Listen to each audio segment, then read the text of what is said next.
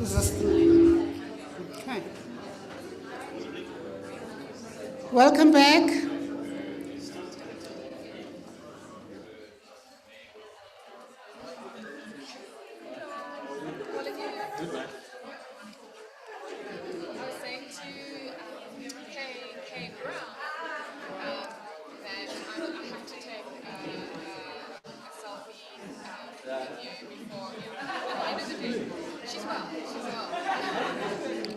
So welcome back to the session after lunch. And I will not call it the graveyard shift, because I think we are as fresh as we can be. So if we can just please settle down.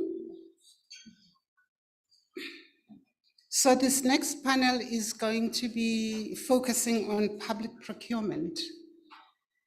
And we've heard from the keynote address, as well as issues that were coming out of the first panel, about how corruption just took shape, and we are very much aware about how procurement was actually at the epicenter of all of that took place in terms of state corruption or state capture. And the fact that it's still going on is something that's worrying. We are aware that there's a public procurement bill that is doing its toing and froing between NEDLEC, the National Treasury, and others, and civil society organizations are also making their submissions around how this bill and the shape of the bill and what shape it should take. And here we are going to be looking at the recommendations that are coming out of the Commission. And I guess, like the first Commission, we are going to be looking at what is possible, what can be done to strengthen the procurement framework, as well as the accompanying policies.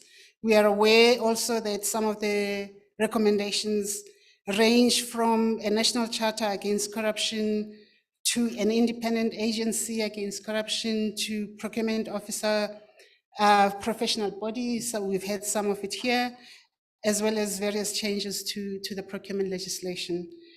The one area that the Commission is silent on is on the procurement reforms at municipal level. And we know that there's a lot of procurement that takes place at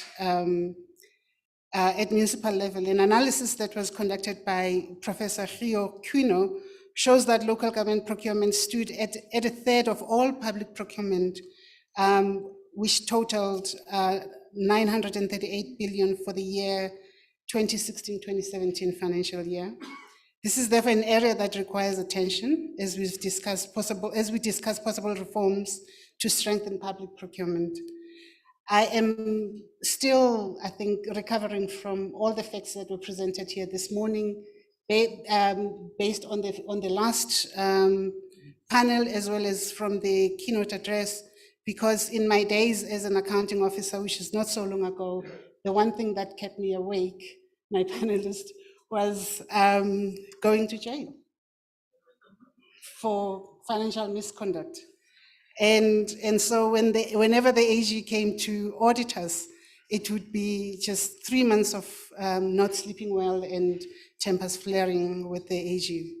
So with me today, I have 4 panelists, and as we know, this is a hybrid conference. We've got 2 panelists that are on, are not joining us in person, but that are virtual. And if I can introduce my panelists in the order of how they will be speaking today, I have Kenneth Brown, who is the Executive Head of Business Development at Trade Capital Investments. He was South Africa's Chief Procurement Officer. If I'm not mistaken, you were the first one. And they've only been able to replace you now. 2 months ago with a permanent Chief Procurement Officer. Otherwise, there's been acting appointments since you left in 2016. So between 2013 and 2016, Kenneth Brown was serving as South Africa's Chief Procurement Officer. And this is after serving in other management capacities at the National Treasury. I also then have Allison Anthony, who is joining us virtually from the USA. She is the Deputy Director of the African Procurement Law Unit and a senior lecturer at UNISA. She teaches and conducts research on general public procurement and infrastructure procurement law. We also have Jonathan Klaaren, who's joining us from Malawi. He is a professor of law and society at the University of the Witwatersrand and a research associate at PARI. He teaches researchers and writes in areas of human rights, competition law, and social legal studies. And then finally, we have Zukiswa Kota, who is the South African program head at the Public Service Accountability Monitor. She has more than a decade's experience promoting social accountability, both regionally and globally. She's a member of the recently formed Procurement Reform Working Group with PARI, Corruption Watch, Amapungane, and other civil society organizations concerned to support procurement reform and transparency in South Africa. So welcome you all. We have lost a little bit of time, so we are not going to shortchange the conference on our session. We'll try and see how we steal time from tea. So without any waste of time, let me call you, Kenneth, to come in front. Cool. I give you about 15 minutes. Yeah, thanks. Is this thing audible? Yeah, okay, it is. Good afternoon, ladies and gentlemen, people who are virtual, etc. All protocols observed. Now, normally, when I'm asked to say something, whether it's here, whether it's in cabinet or wherever, I always ask, must I give you the sanitized version of what I'm going to be saying, or the true kind of version of it? And normally I say I choose the sanitized version, but I end up telling the truth. So as a bit of background, I'm an economist. I became CPO actually by mistake. I don't have any supply chain management qualification. So whatever I did was just common sense at the end of the day. So I just want to put that out there so that you really know, right? But I thought before responding to the issues around the Zondo Commission, maybe for the benefit of all of you, to just give you a sense of the scope of public procurement. Now, you were mentioning 900 billion a year that goes through the procurement kind of system. And the system is extensively decentralized, right? So you've got over 1,000 procuring entities. You know, you'll have your 50 some odd national departments, your 200 and some odd municipalities. Each one of those will have their own public entities, etc. So it's over 1,000 actually of them. We're talking roughly close to 1 million procurement actions a month in the system. There, that's the extent of the thing, right? And the last check on the central supplier database, we've got 1.7 million registered companies that do business with the state. 1.2 million of them are properly vetted, and government actually does business with just over 200,000, actually, of them. So if you listen to BUSA and you listen to all of this, their membership is just a fraction of the businesses that government actually deals with. You know. So if you think of a regime of at least getting businesses into line, you can't just think BUSA, you need to think the whole system at the end of the day. So the system itself is archaic, paper-based. There's no technology. Technology is limitedly used actually within the system. The capacity of the system is really, it needs to be built there, because the capacity actually just focused on the tender process, on the tenders, the advertisement of a tender, the adjudication of a tender, and the award of a contract. But everything pre to that, everything post to that process, the capacity is just not there at the end of the day, right? So that's why you get contracts that gets awarded, and these contracts don't get managed. You get overspending in them, you get underperformance, etc. So I can go through everything related to that. There. So surely it is big. It's a complex system. I mean, even within a department, you're going to have different people in units that deals actually with some form of procurement action actually in there. Now that's the background actually of it. And whether we will be able to get to the promised land with it, I'll come to a bit later. But we're shooting down business. It's a good thing. Some of them are useless, some of them are creating problems, etc. But there's a lot to learn from business, right? If you take Shoprite have got over 3,000 stores across the continent. Whenever you walk in, there's always fresh bread, there's milk. Dis-Chem has got 170 stores in South Africa. It's a 20-some odd billion rand business. If you go in there, you get what you get, right? So I can go on, right? South Africa, on the public sector side, you got 26,000 schools. You know what happens when you get into some of them. There was an article in the City Press about Fred Norman Secondary School, where kids are sitting on benches. Some of them are standing in class because there's no chairs, actually, in today's South Africa, right? So you got 26,000 schools. You got 400 hospitals. We know the Tembisa saga, the 850 million rand kind of story, actually, there, right? So I can go on and give you quite a bit of what is actually there in the system. And the system is designed in such a way, even if it's decentralized, you've got what is known as visibility, partial visibility, and no visibility at all in the system. So transparency is a problem. So what you have actually is, if you take the Tembisa saga, is what is known as all procurement under R1 million is a 3-quote system, and then so you go basically.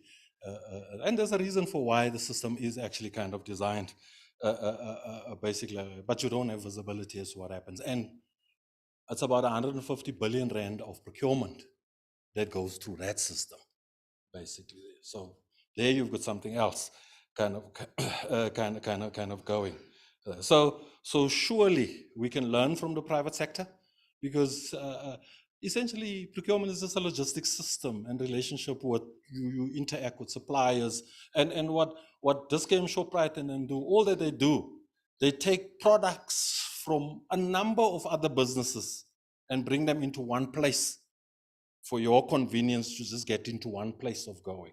Now it's the same with government. When you in a hospital and you need whatever you basically need actually in there, you need to create an environment where all of those things are just readily available for the doctors, the clinicians, and whoever to be able to exercise what they need to exercise basically on there. So there are similarities actually in this. But why is the one functioning in this way and the other one functioning in another way? That's something that we need to ponder actually around. In 20, I think it must have been 2013, I just became CPO or something. Then there was this big thing called Operation Pakisa. I don't know whether some of you remember that. So they'll take sectors, lock them into a hotel somewhere for a month, and then say, go and modernize your sector. So I was invited to the health one as a speaker. It was at the airport, Senton, what hotel, Southern Sun Hotel at the airport. These guys were locked up there for a month. So I came in a bit early and I sat at the back. I was listening. Guys were talking. But essentially, they were just saying the current inefficient system, how do we just tweak it to become efficient? So I prepared a very nice presentation, but I thought I'm not going to do this presentation. I'm going to waste my time. So when I got there, I asked them a simple question. I said, guys, we are at a hotel here. Did you guys ever thought of just asking the manager of a hotel to come and explain to you how they manage the procurement system just here? Because the only difference between this and a hospital is that there's no medicine. The rest of the stuff is exactly the same. I said, and you see, so when you talk capacity building and all of that, you need to think carefully on what it is that you're actually kind of talking about, basically. Now, so does the commission's recommendation cover, properly take into account the extent of the system? No, it does not.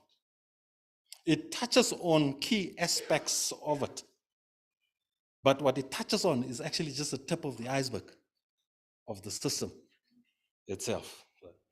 It's too corruption focused, and so how do we put anti-corruption measures in place? It's not delivery focused. How do we change procurement so that it delivers, so that there's no potholes? Everything kind of functions, everything is in schools, in clinics. It's because that's why government kind of exists at the end of the day. I don't think it gets to that. And in all fairness, we don't expect it to get basically to that. We hope where David Lewis are our advisory guys for the president, they will think about how do we get this thing working. I'll come to that, right? So the professionalization of the procurement system and practitioners, it's a hit. It's right, it's correct. It needs to happen, right? An anti-corruption charter, I don't know. You want a parliamentarian to come and sign, but currently they're not even holding anybody accountable for things. So it's a nice to say about. But everybody will just sign, there will be a nice gathering, we'll cut the ribbon, and then we'll walk away and we'll go and park somewhere. That's the reality of it. Transparency, spot on. There needs to be transparency in the system. Right? Who gets what, whether delivery happens, etc. Who are the beneficial owners, who's this, who's that. The system must be open, but it must be designed like that. A partial hit, maybe towards more hit, the creation of an anti-corruption kind of agency. Again, I don't like the word corruption in it. I would rather say a procurement reform agency that drives the change.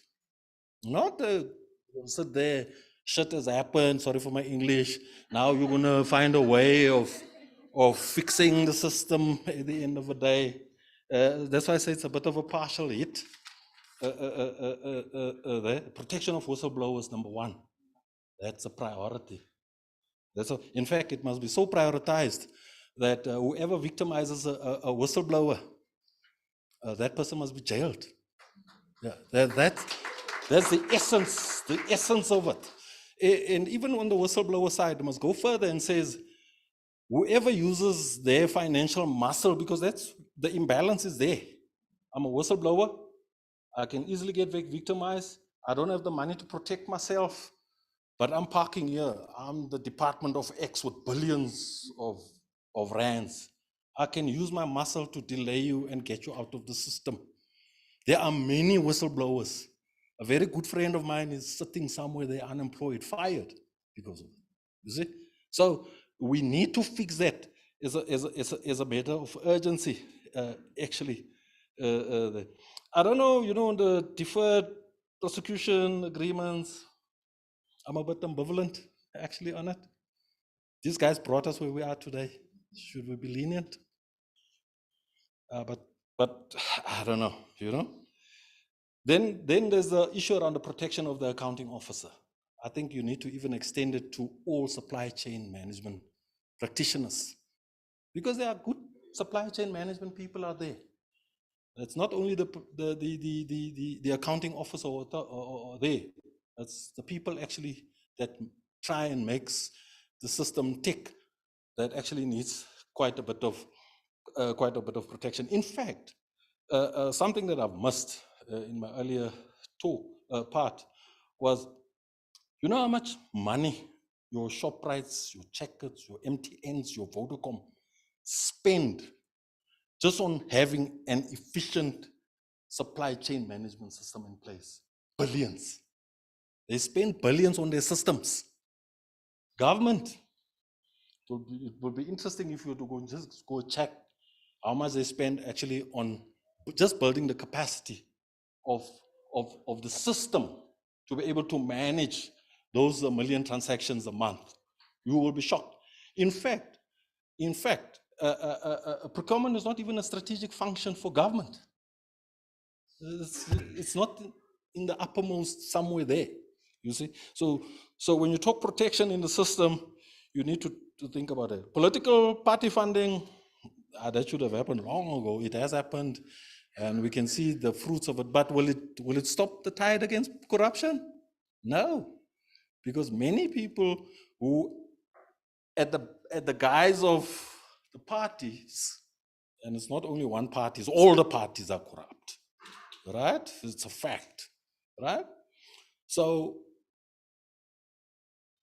all those people were saying it's this party, that party, but they were enriching actually themselves actually within the system. So the political party funding thing dealt a blow to it, but we still need to deal with the patronage that's there. Now, the question that I ask myself, coming from Zondo Commission stuff, is,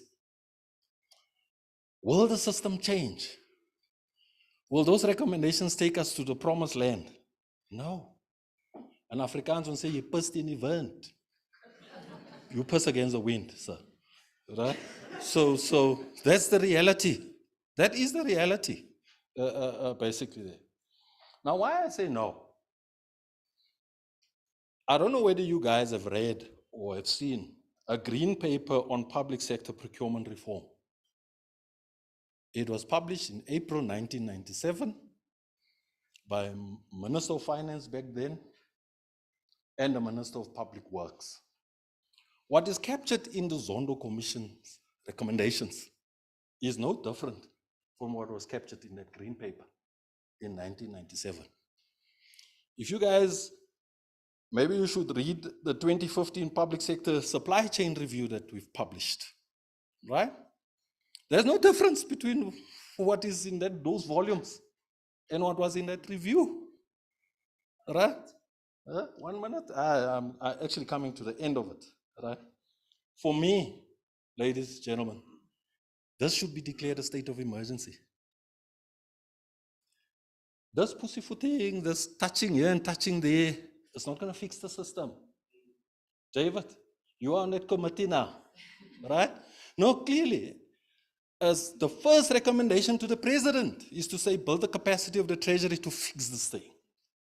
Number one, Let's have a stream that deals with policy reform properly.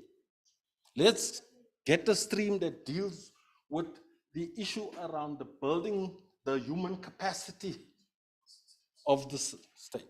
Let's build a stream that says this has got to do with the proper modernization of IT systems and how do we get into a more IT based way of actually kind of transacting in the same forms of whether it's the Amazons or the Alibabas. We've done these things from the 1990s, early 1990s. Those are the things that needs to come forward there. But this thing, we appoint you, there's going to be something in June that's going to be, or whenever it's going to go to Parliament, etc. It's a waste of time. If we don't declare this as a national emergency, we will continue to have potholes. We're going to continue to have schools that are dysfunctional. We're going to continue to have pit latrines. I'll go on and on and on and on and on and on. All right? That is my really honest view actually around it. And the commission has created this platform now to say, how do you take this debate forward properly? I just made it. Thank you, ladies and gentlemen.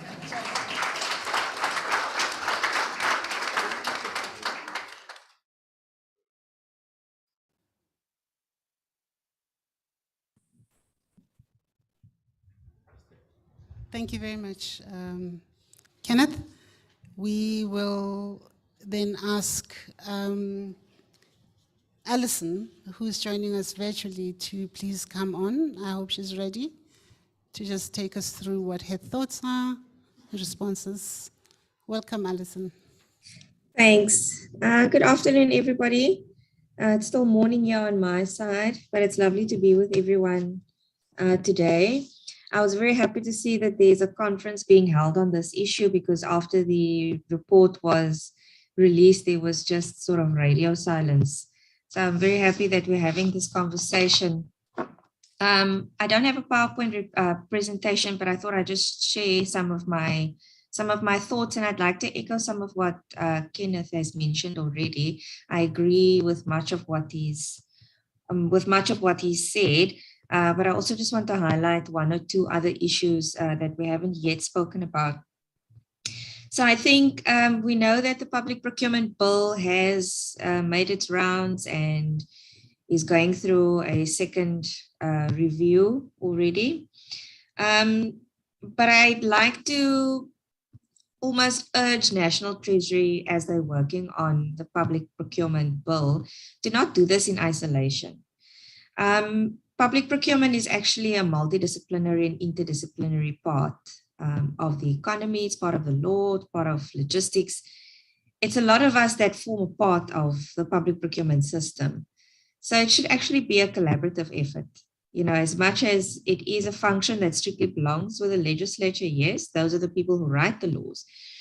But the people who should be weighing in on the issue is a wide range. So I would actually implore National Treasury and whoever else is involved in this to remember that this should be a collaborative effort in order to make sure that the law serves us all at the end of the day. Obviously, we know that the legislation for public procurement is extremely fragmented. So that is naturally something that we will need to address. There was one thing in the report which I found interesting, where Chief Justice Zondo mentions that the legislation should mention what the main objective of procurement is. And what I got from that is there is always this tension between whether price is the main objective or whether social or socioeconomic objectives or collateral objectives are more important. And that legislation should actually point out which is the main purpose of public procurement. I've kind of found it, I didn't feel quite comfortable with that recommendation, or with that one point that the Commission mentioned, because procurement is not only there for best price or value for money, especially in a country like South Africa, where socioeconomic objectives are still so imperative. In order to ensure real substantive equality, we need procurement to still provide for preference in various ways, as we're doing at the moment. advancing of Black persons, and by Black persons I mean the legal word Black, colored, and Indian people, women, women-owned and women-led businesses, so gender-responsive procurement, not socioeconomic. Green procurement is also very necessary at the moment. So I feel if the legislation had to say that value for money is the most important thing, then those other objectives would really lag behind. They would fall behind quite greatly. And I feel that it would open the door for procuring agencies to say that we don't, in this specific procurement, value for money is the important thing, and therefore we don't need to look at advancing previously disadvantaged groups. So the 4 levels of responses for bidders that's mentioned in the report, firstly, debarment is one that I'm in support of entirely. So debarment is when you find that a tenderer has been involved in any kind of corrupt activity, that they be debarred from being involved in the public procurement process, and that they be put on a list which says that these people are not able to contract with the government. That has been, that's a good deterrent and has been proven around the world to be quite effective.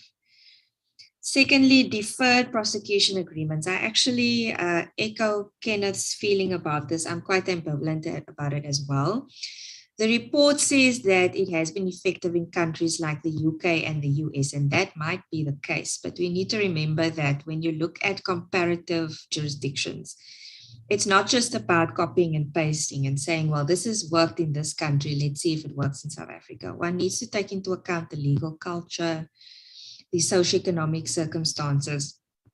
And I think our corruption is far beyond what it is in those other countries. I wholeheartedly agree that this needs to be a state of emergency, that we need to emphasize how serious this is. And I think having that state of emergency that Kenneth suggested is exactly what we need.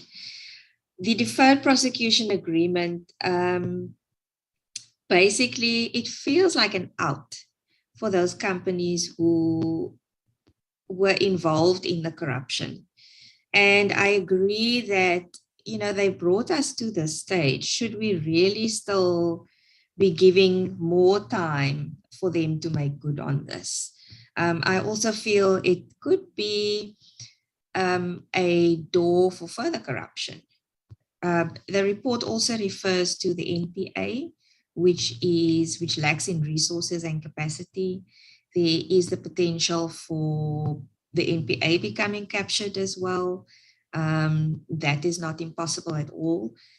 So that I think the deferred prosecution agreements provide room for more corruption in the South African procurement context at the moment. Perhaps in the future, if we have a less corrupt system, a less corrupt society, perhaps something like the deferred prosecution agreements could work, but I don't think at this stage it would fit the South African procurement law system. In the third instance, the criminal prosecution is, of course, I don't think anybody would disagree with that. But again, in dealing with those criminal prosecutions, we would need to deal and address the weaknesses in the NPA in order to capacitate them to take that forward. Because I've been a little bit out of the loop with news happening at home, but I don't think that anyone mentioned in the report has actually been prosecuted, or anyone in the past when it comes to state capture. So that is something that is extremely worrying and that should be looked at by the NPA. In the fourth instance, restitution for damages suffered. I don't think anyone would have a problem with that. It would just be a matter of resources, whether the resources exist in order to provide restitution. Now, important issues I think that should be focused on. I'm not looking too much at what the report did not talk about. I think we should look forward and mention those things that are missing, yes, for sure, so that they are addressed, but also deal with the recommendations we have and see how they can be implemented and whether they're realistic. So in terms of poor record of oversight bodies, I think record keeping in South Africa is something that really, really has lagged behind the times. that is something we're going to need to have to look at. Monitoring and evaluation of public procurement processes, which is where curbing corruption comes in as well. And I was very disappointed to note that the Public Procurement Bill doesn't deal with e-procurement at all. And that has shown around the world to be highly successful and an important tool in curbing corruption as well. I think it would be totally worth spending the money on an efficient ICT system and a world-class e-procurement system, which I think would go a very long way in curbing corruption in South Africa. Now, the National Charter Against Corruption is a novel and a good idea, but a charter is not going to keep corruption from happening. I always say that, you can make the system as lax or flexible or as stringent as you would like. At the end of the day, corruption is not a systemic problem. Corruption is a human problem. So at the end of the day, we need to work on the culture in South Africa, the culture in our procuring agencies, the culture within government, culture within private businesses, because it is a culture that comes from the top and feeds down to the people who do procurement on the ground. So that is, if your leadership is corrupt, it will filter through right to the bottom levels of an agency. Then creation of an anti-corruption agency. I think there could be a corruption agency, but it should be in addition to a regulator, because I think Kenneth is right in saying that you should focus not so much on the anti-corruption agency, but that it rather be a procurement agency. I think there can be an agency alongside or within a procurement regulator that focuses on combating corruption, but maybe it's a matter of changing the name or changing the function. But I think calling it an anti-corruption agency and having that, because it seems like the report makes that the main agency, which I don't think it should be. It should be within the larger procurement regulator. So in terms of the recommendations, I really think we should take into account the immense benefit that e-procurement has and the potential it has in battling corruption in South Africa. I mean, our system, as Kenneth also said, is archaic. That's the perfect word. It is entirely archaic. And the fact that we use our paper trail is so long is also not good for the environment. So South Africa lags behind not only in e-procurement, but in green procurement as well. So those are areas that we should urgently address. Then something important is that we should professionalize procurement as well and have minimum qualification requirements. I think at the end of the day, to even start to fix what is wrong in the South African procurement system is that we need an entire overhaul of the procurement system. And that is putting the right people with the right qualifications in the right positions. After we've dealt with the legal issues. In other words, after we have put down the legal framework, a workable legal framework for procurement in South Africa. So that would be the third recommendation, improving of the laws. Then actual consequence management. I think this is such a huge issue. I mean, even after the state capture commission report, there have not been significant consequences for any of the people involved. So, and I think that is a countrywide problem that we have in South Africa. There is an entire lack of consequence management. I think in our laws specifically, we are a lot more reactive than proactive. So we rely on litigation and criminal prosecution rather than putting preemptive measures in place in the legal framework that would prevent people and deter people from engaging in corrupt activities to begin with, because those remedial measures can easily be manipulated, as we've seen with state capture. And then last but not least, of course, protection of whistleblowers, as Kenneth also mentioned. We've seen whistleblowers being murdered in South Africa. This is something that it really very urgently needs to be addressed. We need protection as hard as steel for our whistleblowers, because then we know that those people feel that they won't be victimized and that they do have a voice in coming forward when they see this corruption. So I think in terms of omissions, things that have been left out, very important, e-procurement, which we really, really need to address. When I tell people here in my research groups that we don't have e-procurement in South Africa, they are shocked. They're entirely shocked that we don't have any sense of e-procurement in South Africa. I think the recommendations are, as they are good, but they don't go far enough in order to solve the problems that we have. They can, of course, be implemented in phases, but I think it's important to remember to work collaboratively and not put this on the shoulders of just National Treasury or just one body to solve. Just like procurement is a collaborative effort, I think solving the issues of state capture is collaborative as well. Thank you.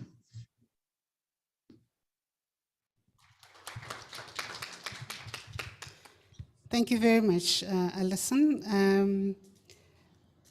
Let me just remind delegates that we have a specific panel tomorrow that's focusing on whistleblower protection. And with that, let me just invite Jonathan Klaaren to join us. Thank you. Welcome. Okay, I think the host just asked us, reminded us maybe not to speak so much about whistleblowing, but I will do that a little bit towards the end of the presentation. But thank you very much for inviting me to the conference, and I'm only sorry that I'm beaming in from Malawi and not able to be there in person. Part of that is because, it's very nice to speak after Kenneth Brown, whom I haven't seen in a long time, and Allison Anthony, and also because I agree with most, if not all, of what they've actually said. So I've prepared about 6 slides or so. And I think the best thing to do, as I discussed with the organizers, is to share the screen and to go through that. Oh, sorry. Okay, so we need to find a screen to share. Excuse me.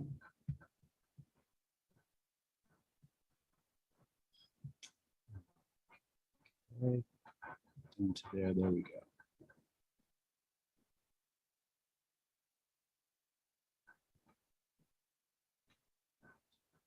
All right. It says participants can now see your application, and I hope that's the case. Put it on presentation mode. Okay. Slideshow. Thanks. Right. Play from the start. Yeah. Good. Are you happy, Chair? Very, very happy, but don't dwell on whistleblower protection. I'm joking. Okay. So I was also very, sorry, I'll just need 10 minutes. Okay. So I was very happy with a number of the findings of the report on public procurement, in part because I thought that the Zondo report actually used some of the work of Perry, and I've got the paragraph here in chapter 4, to frame part of their analysis. So and I agree with the state of emergency analysis and description as well.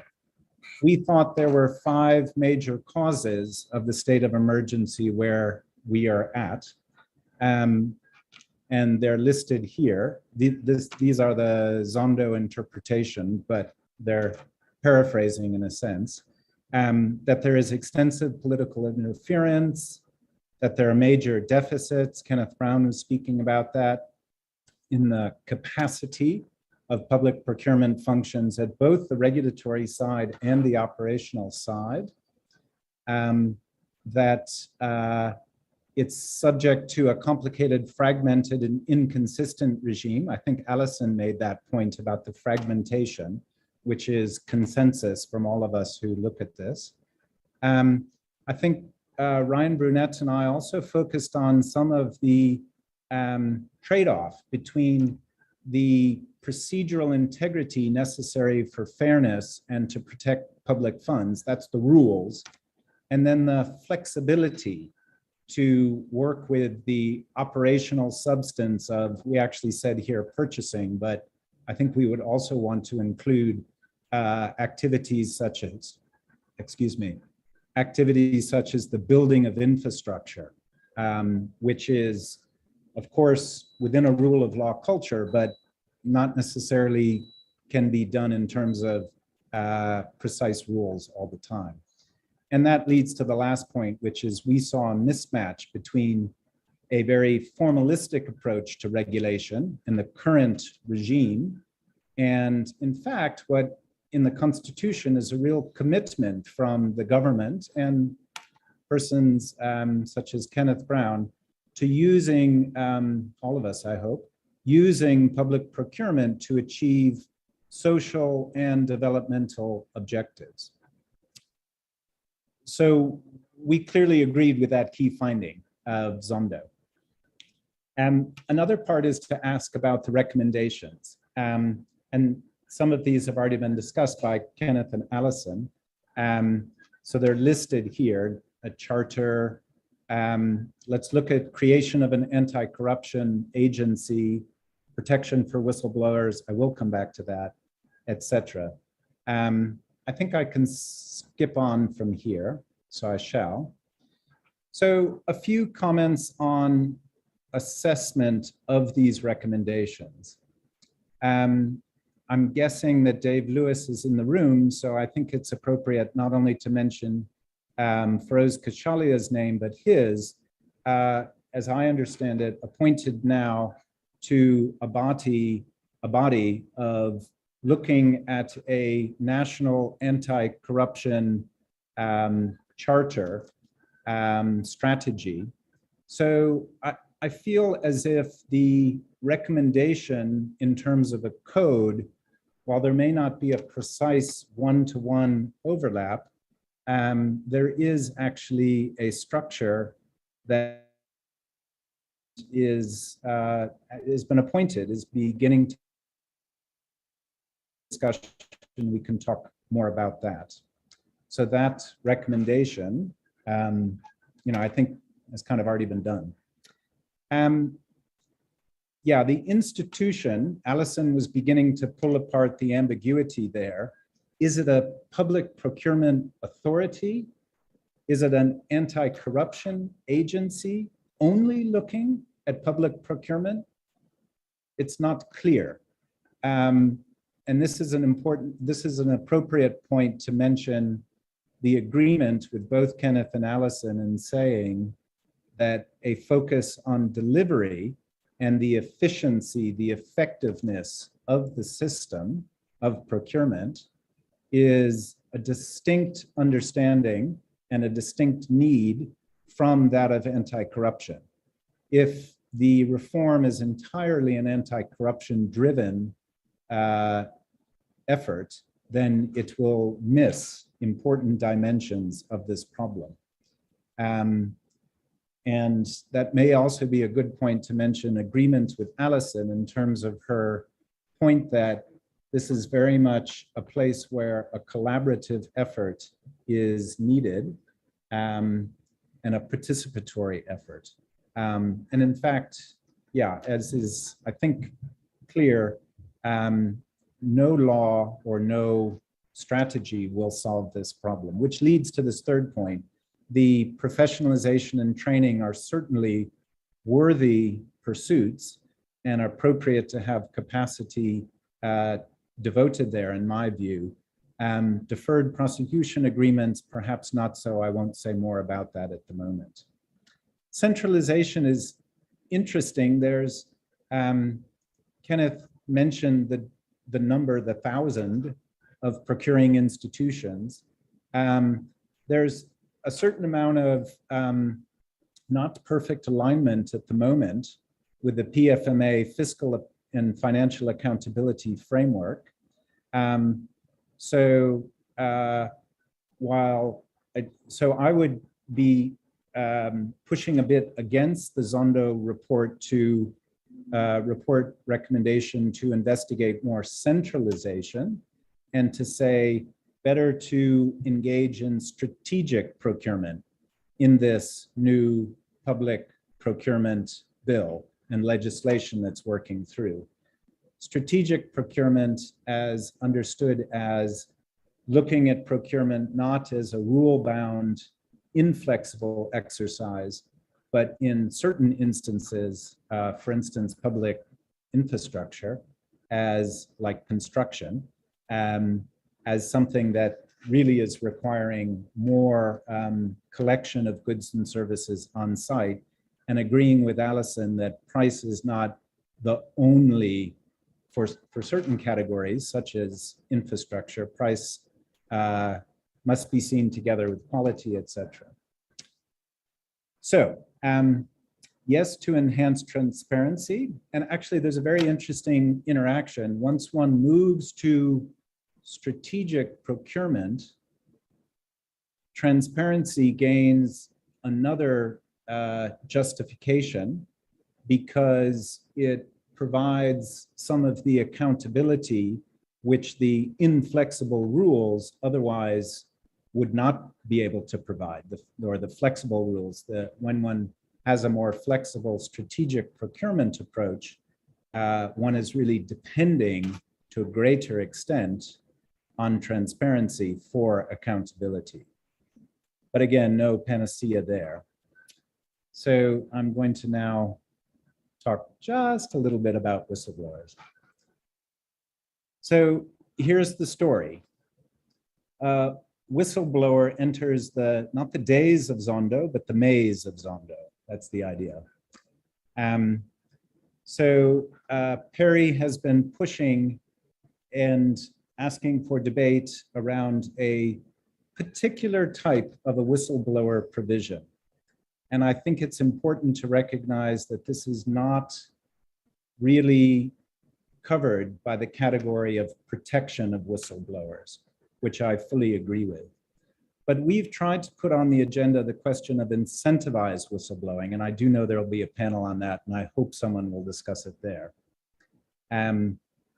So we appreciate the discussion in the Zondo report of this idea of incentivized whistleblowing.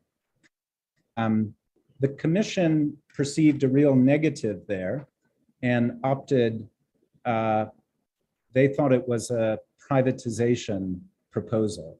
We don't see it that way. We saw it as an institutionalization proposal, and we weren't suggesting that it be completely left over to the private sector. You can see there the paragraphs from the Zondo report where they engaged with our proposal. It's about recovery of damages, incentivizing back to the whistleblowers. And it appears as if the Zondo report authors approved in a certain amount of they approved of the principle of incentivized whistleblowing. And they even, in the material I put into bold there, said that a fixed percentage of monies could be awarded to the whistleblower, provided there was success, that the information disclosed by the whistleblower would be material in obtaining the award. So this final slide will talk about the institutionalization here. And I think the question is good for the conference of what will the impact and result of Zondo be for whistleblowing? I think we have a very considered and important report that says incentives in the area of whistleblowing is a legitimate policy approach. I think it's fair to say the Commission has opted instead for not a joint public-private approach, but a more, I think, a kind of South Korean style public commission that would investigate public corruption and then hand out incentives and awards afterwards. This whole conference is in part talking about this, well, not entirely this question, but certainly this is a central question. It seems somewhat unlikely that there would be such a grand anti-corruption commission. I certainly think it's much more likely, as Allison and Kenneth were both speaking about, that there will be some development of a public procurement regulatory institution or office building on the current OCPO, Office of the Chief Procurement Officer. What is interesting is that this legislative reform effort, Allison said we are on the second round of the public procurement bill. It's currently being discussed in NEDLAC in a discussion that Perry is part of. And I think that institutionalization question is quite important because incentivize whistleblowing, and I haven't gone through it full, but there is a full presentation talking about that, depends very much on, it's a little bit like the corporate leniency program at the Competition Commission. It destabilizes the schemes, but it also requires a certain amount of screening in order for it to work. So it's not, can't be left completely over to the private sector. It's not a private attorney general, although it bears some elements of that. So I suppose I can see, and I'm hopeful of a way in which incentivized whistleblowing can be put with a much smaller institution, perhaps into the public procurement office, as Allison was just suggesting, or into another institution such as a permanent body replacing the special investigative unit or making that unit itself permanent. Chair, I've spoken about procurement a bit, but I hope otherwise I was compliant. You were very compliant. Thank you very much, Jonathan. All right, I'm going to call upon you, Zukiswa, to come up. Thank you.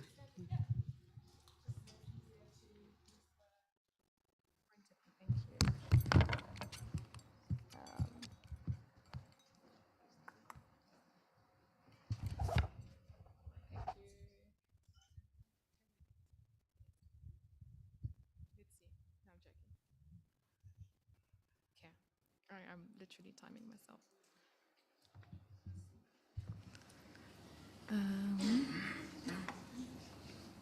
Okay, sorry. Good afternoon, everyone. I have no, I promise, whistleblower content in my presentation. And I'll try and keep it quite brief. I know what it feels like at this point in the day. The one thing, though, about whistleblower that I was thinking earlier, every time I hear the word whistleblower, I do quite often imagine a whistle actually being blown. I don't know how to whistle, but I'd be keen, just as a very quick shake up the room a bit. Who's the loudest? Karam.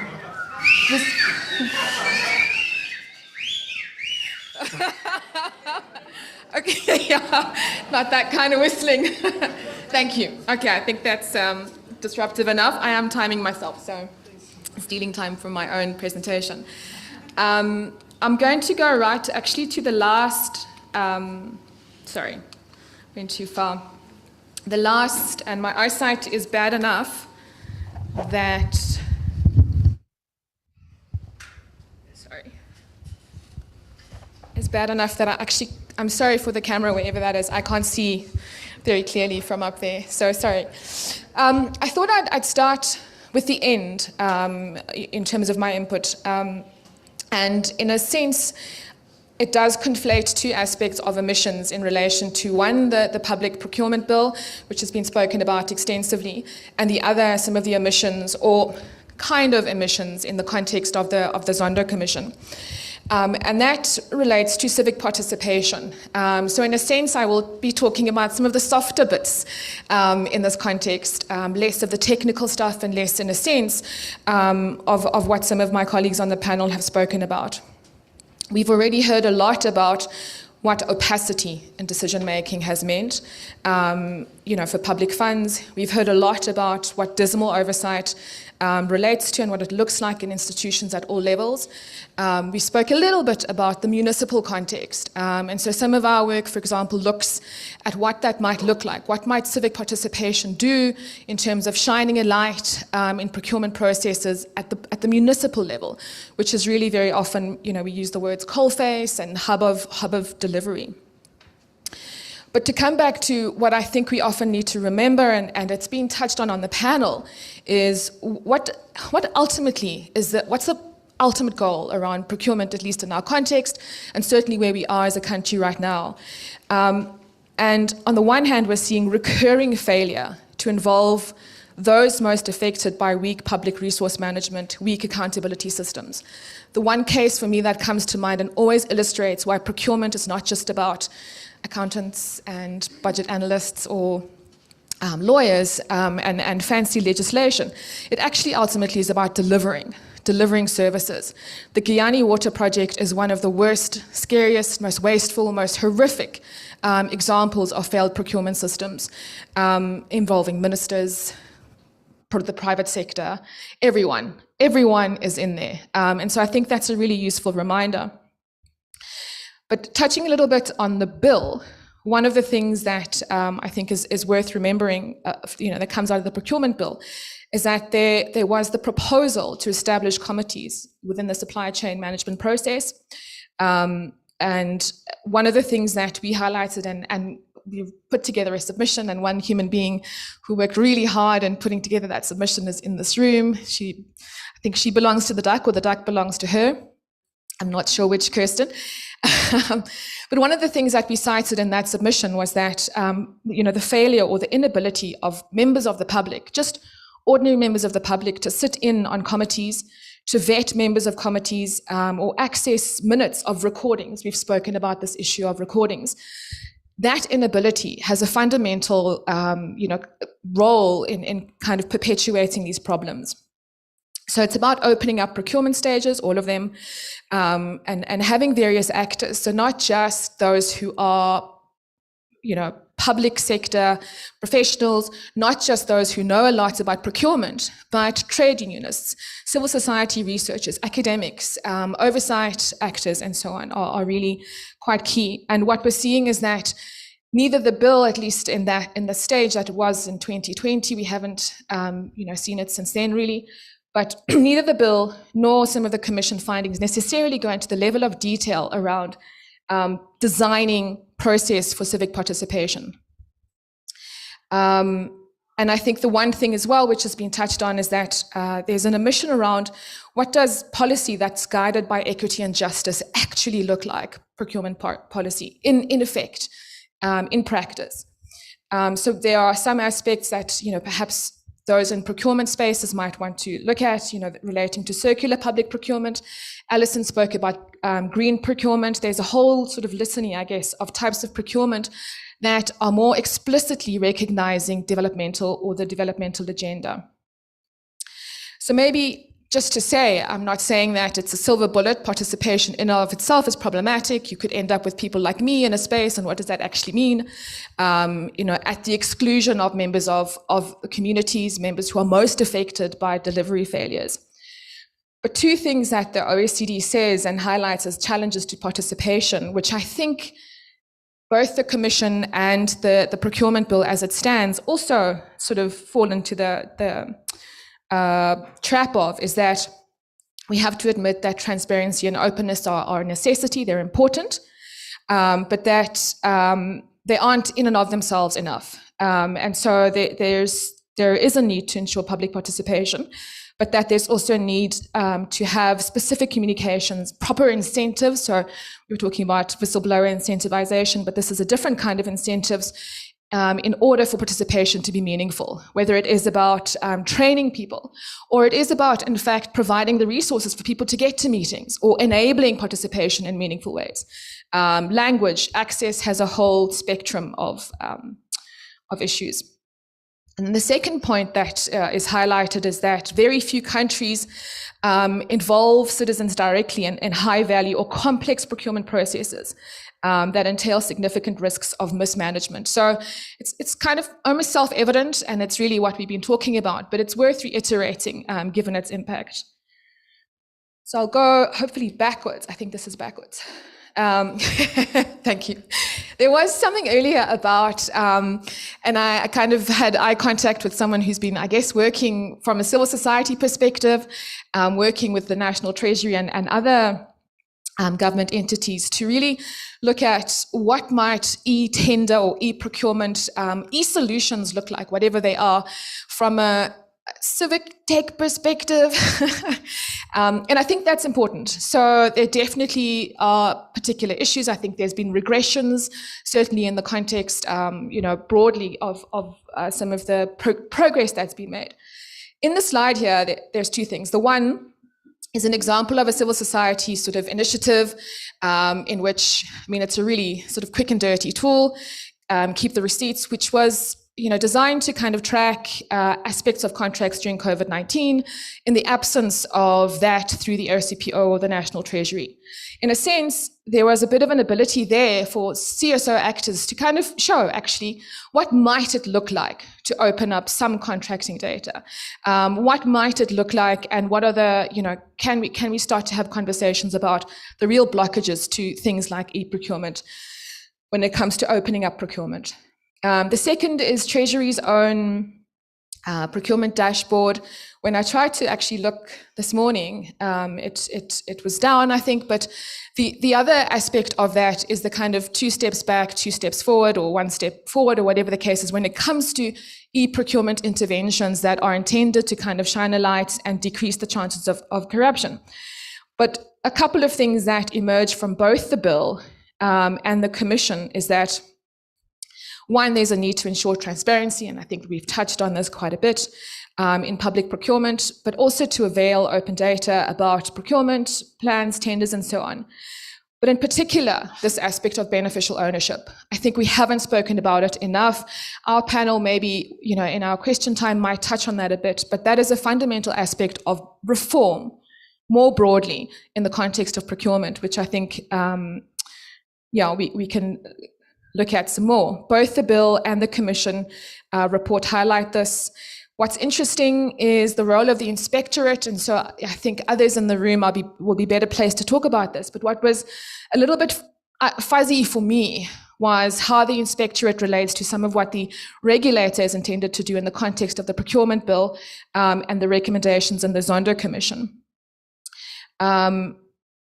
Then, I think the other highlighted bit there relates to really matching the use of data. So once it's introduced, or once there's kind of a piloting of it, so both the procurement bill and the Commission do touch on this aspect of opening up data, having a repository, having a database of sorts.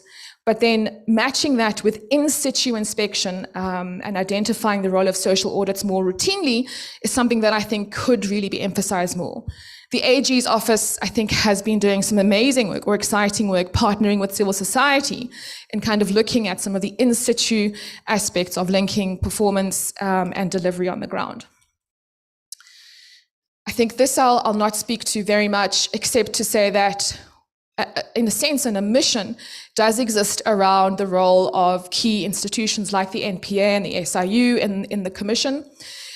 We've looked a little bit at the funding or lack of funding or budget cuts and the potential impact of that in the long term. I do think that the Commission, given its objectives and budgets, given their quite political focus, there was, I think, a missed opportunity to kind of make some concrete recommendations around resourcing of institutions, not just the other omissions which relate to quite specifically what the implications and going a little bit deeper into that. So I think that's something worth discussing. And lastly, I think yeah, I'll make this the last one just so we don't lose people.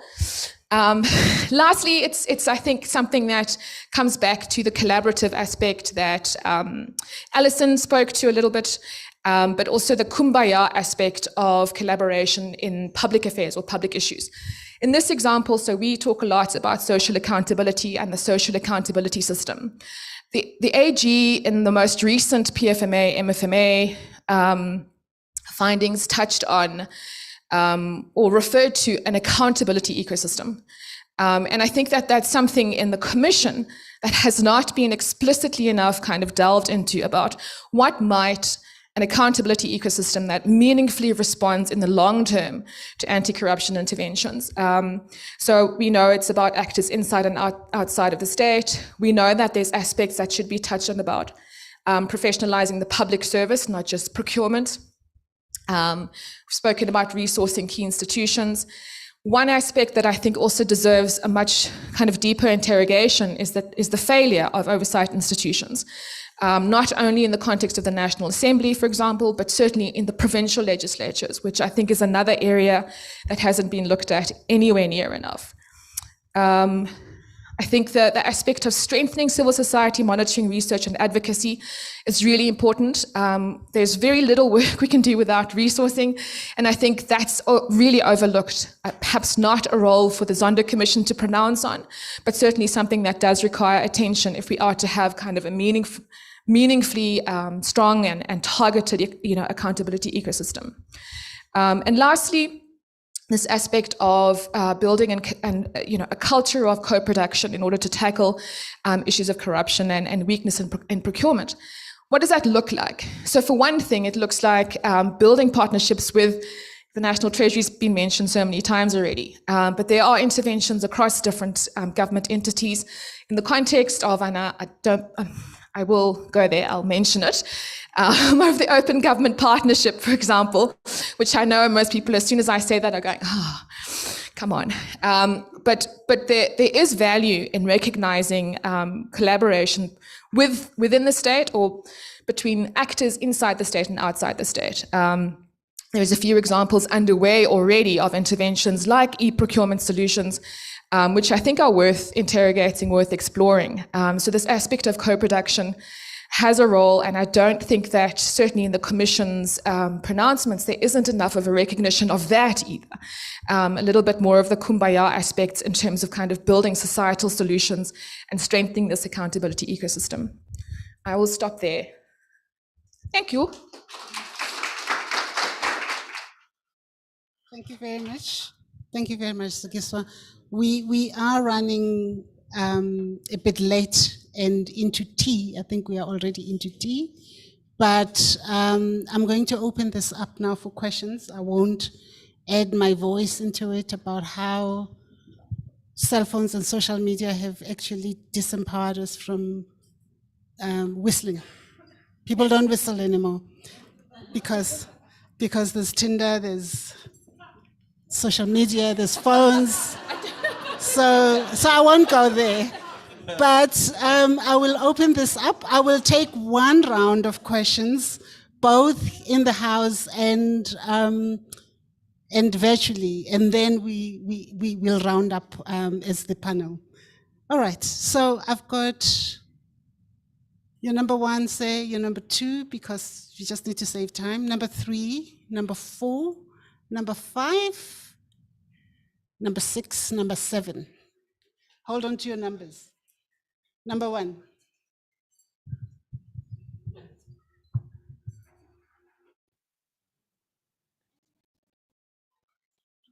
To be brief, pithy, thank you. My name's Dennis Webster. Kenneth, I was really interested in you saying that the Commission ended up being a little bit too corruption focused and less delivery focused. And I wanted to ask whether you could speak a bit more about that, because I think the panel then ended up speaking quite a lot about corruption and not so much about delivery. Allison called corruption a human problem. And I think that ties in with some of the greed stuff that we were talking about earlier. But then corruption is, of course, also many more things. It's also a form of politics. I think in South Africa, the primary form of politics, and this is probably something we'll talk about more tomorrow in the anti-corruption panel, but anti-corruption has its own politics, right? And I think like Brazil is the example that jumps to mind immediately, the way in which anti-corruption was taken over by right-wing forces there to do some pretty bad things. But I was just wondering, Kenneth, if you could speak about what that would, so in public procurement, what it would mean to be more delivery focused and less corruption focused. Would it mean like, suppose if I do a thought experiment and let's say 2 water delivery projects are delivered through corrupt means. And in one project, the water is not delivered. In the other, there's water coming out the taps at the end of the day. So it may have come about corruptly, but it's been delivered. There's delivery. Is that a world in which then perhaps the project that's delivered, corrupt or not, is maybe not as harshly punished, or is that yeah? If you could just take that thought experiment a little bit further.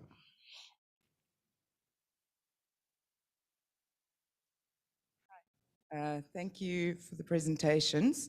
I just wanted to ask sort of 2 questions or just make 2 reflections. The first is just on the comparison between the private and the public sector service delivery, if you will. And I suppose my sort of question is, what is our collective understanding of the role of government?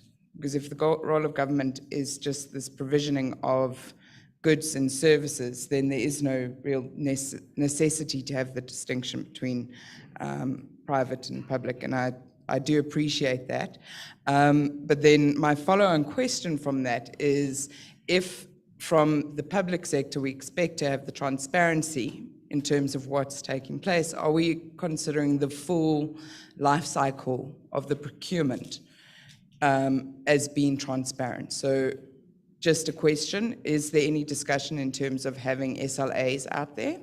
And also, what is the impact then in terms of the privatization of the state?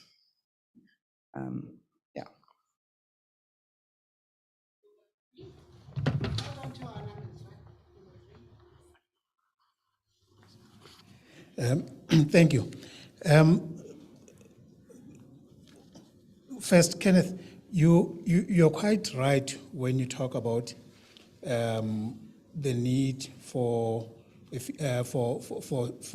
systems to be actually improved within government. We talk about procurement system. It is currently decided that we've got, on the one hand, a beautiful case line system that's deployed in the courts, at least in Gauteng so far, with the Office of the Chief Justice. It is very interesting that that system is not linked to the restricted supplier database in National Treasury, whereupon once my company is found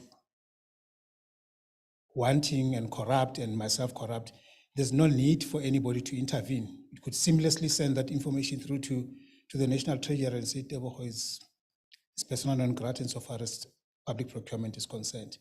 And we know what happens when there's human intervention. When things relies on human beings, the chances are something's going to be, in fact, as it so often happens, something never gets done. The same thing's going to happen with this Municipal Amendment Act insofar as reporting errant officials. Now, and linked to the efficiency of the systems, I want to talk about the public auditing, the function of the Auditor General herself. We've got the Office of the Public Protector with 3 clean audits, and they've been celebrated, massively and punted at every corner. But if you look at value for money, there isn't. They've paid the suppliers, but their systems are not working optimally. You can't lodge a complaint the normal way. You have to go through you have to understand who and how to do it and all those things. And you can imagine somebody sitting somewhere in far-flung Lewagomo or some exotic place in in the far corner of this country, the difficulty of just reaching and getting access to that type of service from the public protector. And in fact, even the IT, the networks themselves, they're just not working insofar as they're not secure, you know. And you ask yourself, if you're an auditor, do you only look at the numbers in terms of you said you bought so much and somebody supplied this, when actually the server is not working, it's not doing what it was procured for, and therefore not getting value for money? And then lastly, I think this was for Zukiswa. Maybe if you could just, I'm beginning to figure where's the procurement bill sitting at the moment. If you could maybe just elaborate on that. Thanks. So to those who are asking questions, when you see me pick up the mic, you must know your time is up.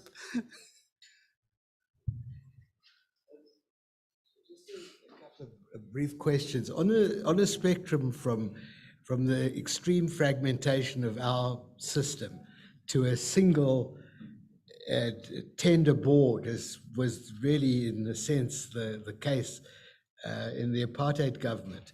Where would you want us to be? And in a related question, do you understand the recommendation of the Zondo Commission around this procurement agency to be an oversight body, or the body that actually does the procurement on behalf of the state? Because, you know, if it's an oversight body, there are a lot of interesting role models, like the Competition Authority, actually, in structure.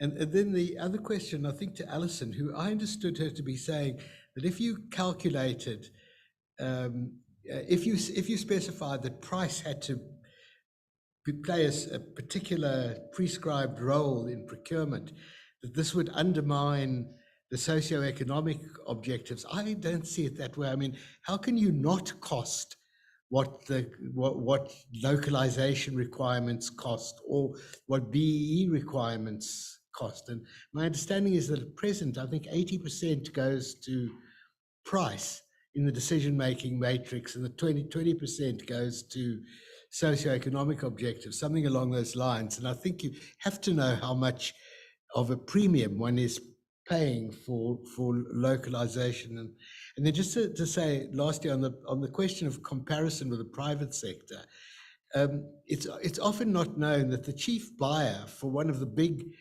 department chains, I mean, often earns more than the CEO of the corporation, and it still doesn't prevent kickbacks in that system either. But the status of a buyer in a private sector firm is completely different to that of a buyer for government. And I think, you know, the status, and maybe that goes with professionalization, has to be enhanced.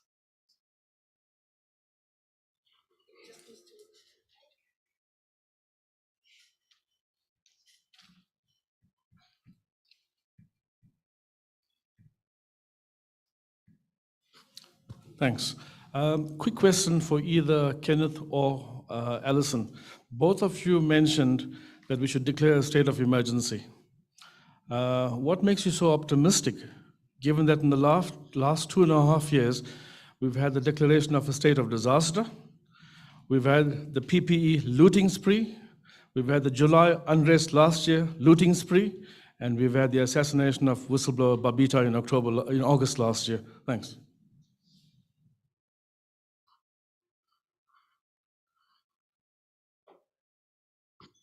Thank you. Sinan Mirzoyev, I'm an advocate and a research associate at Freedom Under Law. I'm going to try and be quick, and first of all, just say thank you to all the speakers. I think it was very insightful, and for the graveyard shift to also be covering the graveyard subject. I think, you know, procurement often doesn't get the attention that it needs because it's not seen as a very sexy thing to be talking about when you've got things like anti-corruption, but is probably the most important when you talk about actually preventing these things from happening in the first place. So I want to ask a question, and I think it resonated, Zukiswa, you touched on this point around delivering value. And I think this also goes back to Kenneth's point, and sorry, I'm being irreverent and using your first names, but yeah, hopefully you'll forgive me. But I wanted to ask, to what extent, and this is maybe a bit more of a challenging question to the conventional points that we've seen, but to what extent have we tried to over-regulate procurement?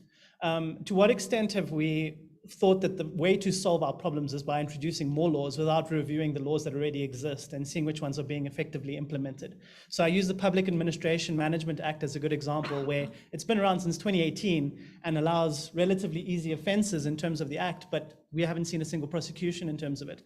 One of my big gripes, and I've been working in digitization and procurement for quite a few years in South Africa, and one of the things that I've seen is that we're so worried about someone being exposed or the risk of corruption that even pre-market engagement needs to go through a request for information. It's such a formalized process. Now, how can you expect a procurement official sitting in a government department to know what the average price for building a bridge is? Normally this would come through some sort of pre-market engagement with the business, with the private sector, to understand what things should be costing, so that when you're paying 2,000 Rand for a bottle of water, that maybe that's a bit more expensive than it should be. Obviously that's a very ridiculous example, but you get my point.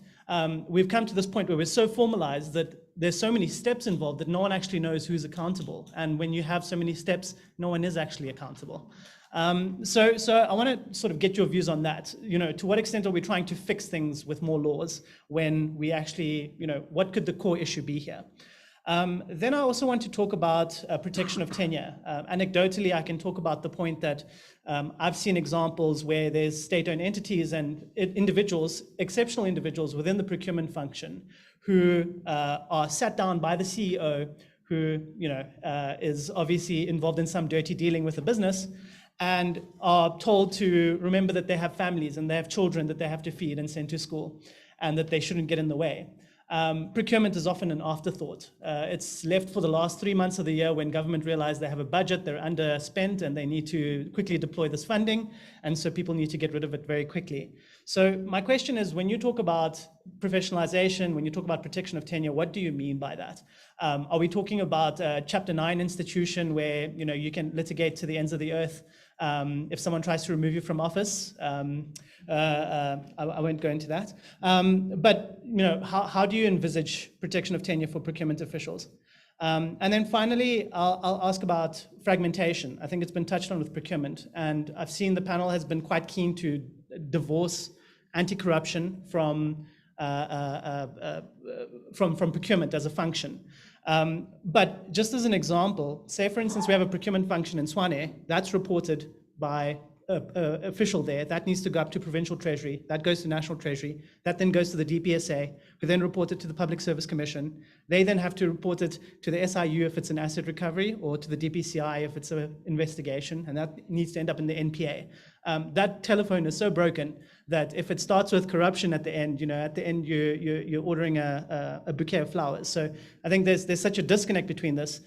Do you not think that public procurement and anti-corruption should actually be in the same place, where you could have a filter?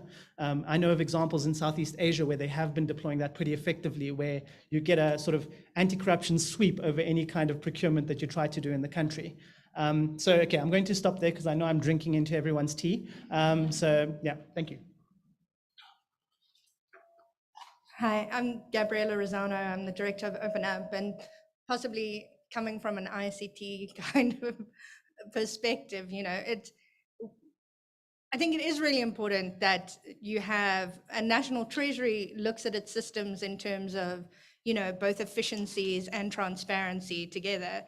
And what I like about focusing on the efficiencies of these systems is that, corruption is as much an individual problem as it is a systemic problem. And part of the problem is that these systems don't work for procurement and those people procuring, as well as other things. And there are benefits to looking at existing components of e-procurement that exist, even if it's not one centralized system. And what those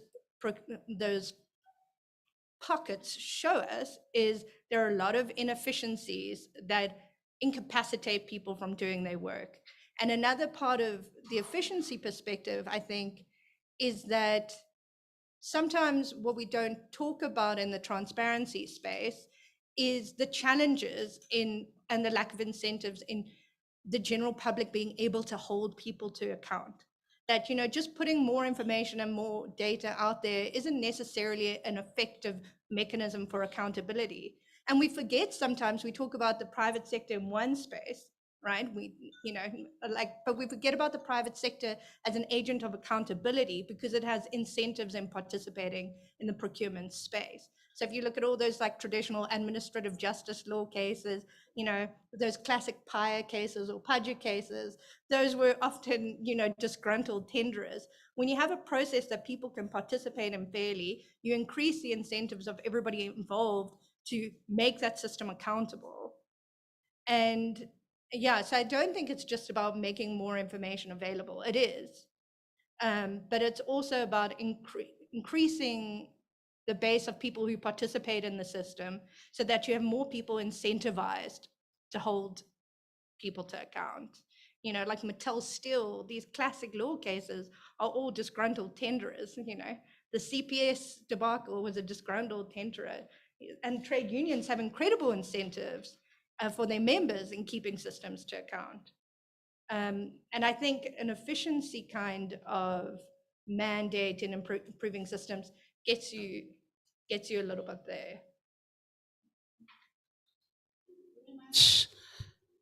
Questions in? Yeah, I have 1 minute, I'm told. Are there questions from the virtual platform? No questions. Thank you, virtual participants.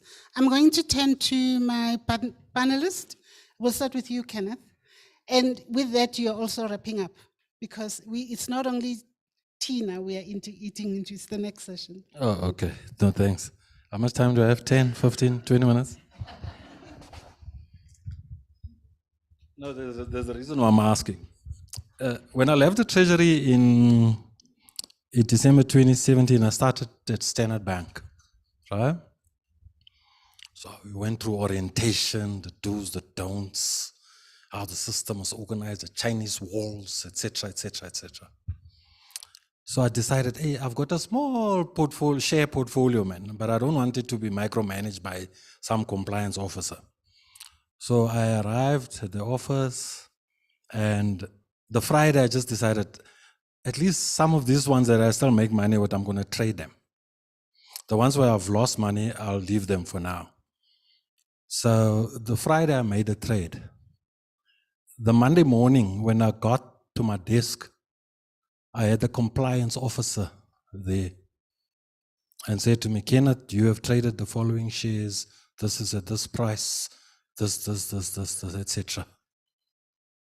And I said, he said, no, you should have come and asked us before you made the trade. Now, why do I say this? They spend billions on compliance in the system. So keep that at the back of your mind and think about compliance in public procurement and how we view it basically from that perspective. That's the first thing. The second thing is when I became CPO, I visited this short-term insurance company, Outsurance. Please don't quote it when you write about it, right? Don't quote their name, right? So, because I wanted to understand how they work. The issue was they are not an insurance company, they're actually a procuring entity. All that you do, they take your money to protect you in case you get involved in an accident, but the entire system is a procurement system. They've got over 20 some odd lawyers. They've got over 300 actuaries. And their systems, they've got their own internal IT management capacity that manages their entire systems. Basically, they say, Kenneth, that's why when you go and repair a windscreen, you can call them as you drive. They will tell you your nearest windscreen guy is there. Just get in there, and they'll replace this windscreen. So I asked them, but and they say once they're done, these guys will upload an invoice onto their system, and the payment will be automatically. It's no human intervention at all. They say, we've agreed a price. If the price is 10 Rand for this windscreen, if this guy charges us 10 Rand 5 cents, it throws out an exception, and then we investigate, and then so we go.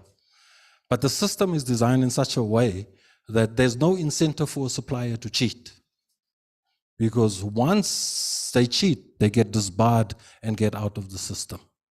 So we need to think about, when we talk about public procurement, actually along those particular lines, right? Now, I know you'll rush me, but let me get to it.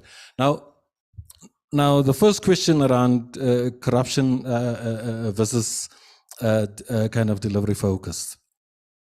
The point I'm trying to make is, if you're going to design the system from a corruption lens, you're going to forget that, but you're going to over-regulate it. And then you're going to have a problem.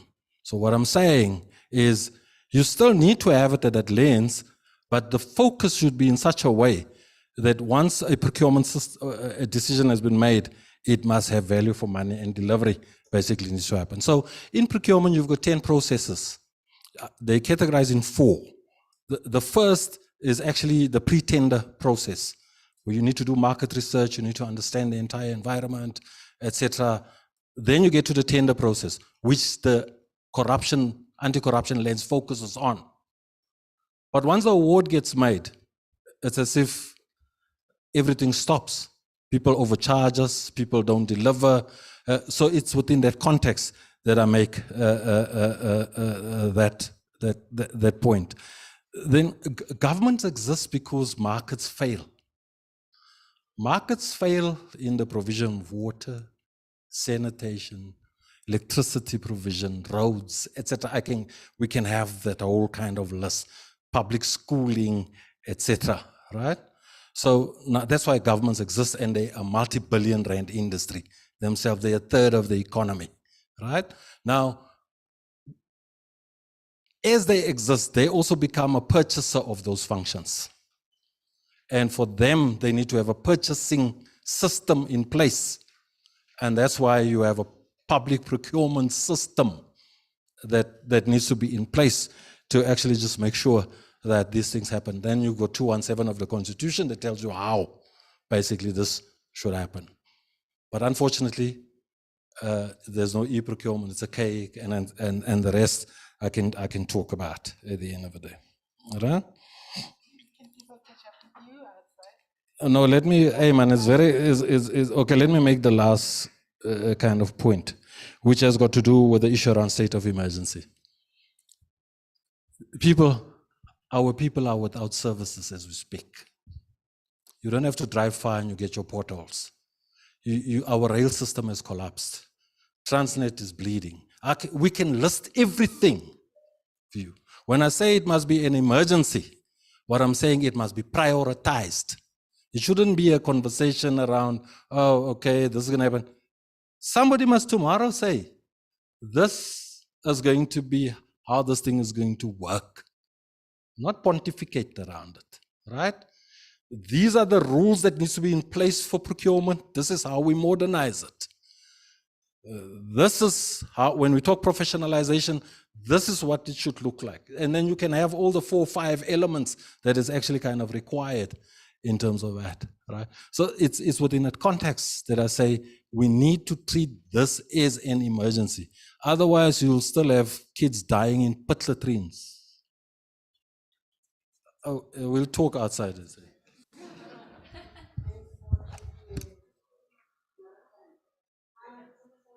seconds. Yeah. Is this on? I don't know if it is. Yes, it is. Actually, I won't respond to the questions I was asked just because there's no time, but what I was curious in is the question from David, which was about, the single tender body versus, decentralization. And as I was thinking through some of the recommendations, I think one of the most useful ways of determining where we are and our readiness was in looking at the NHI and the procurement recommendations there, or the NHI bill, and the decentralization to provinces that was suggested, and how, it was very clear that we're not ready. So I do think we're not ready. And so I would say for that there's a middle ground, and I don't think that the Commission has quite found that, nor do I think the procurement bill has, and I think the NHI bill for sure has it wrong. Thank you very much. I am going to do something that I'm going to be very unpopular for, which is, I don't know if our virtual panelists want to say anything at this point. If it's burning, if it's not burning, just come on to say you're covered and people can follow up with you. Jonathan, let's start with you. I'm covered and cede time to Kenneth. Thank you. Allison? We're way beyond out of time, so Okay.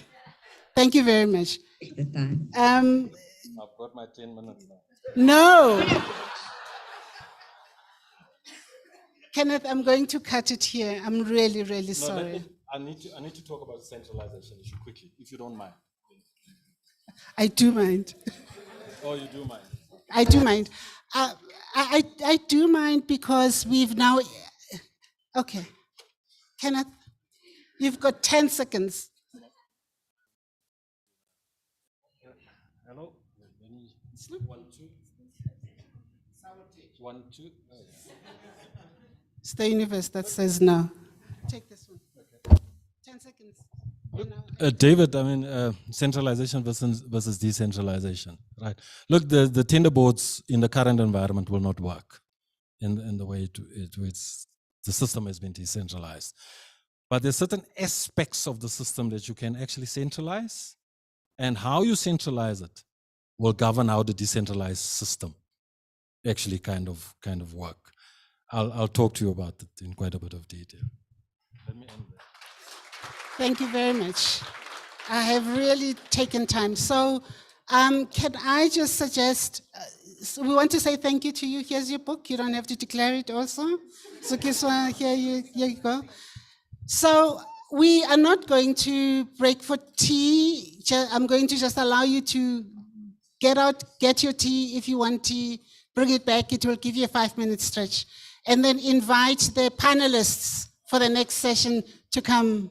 Tina, I think you're up. Thanks.